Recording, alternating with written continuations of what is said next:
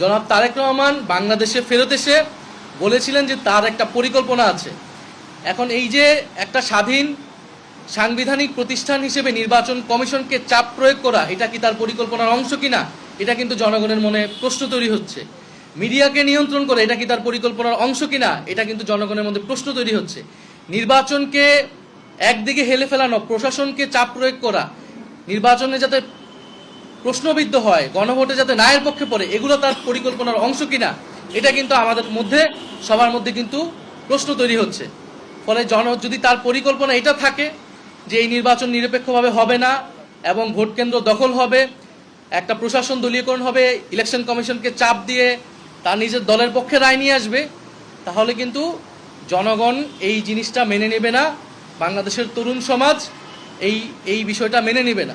ফলে আমরা বলবো যে বাংলাদেশকে নিয়ে, এবং তার পরিকল্পনা এটাও কিনা যে ঋণ খেলাপিদের সংসদে নিবে, দ্বৈত নাগরিকতা যাদের রয়েছে তাদেরকে সংসদে নিবে, যারা আবারও ঋণ খেলাপি হবে, যারা আবারও টাকা লুট করবে, ব্যাংক লুট করবে এবং টাকা পাচার করবে তাদের ওই ভিন্ন দেশে।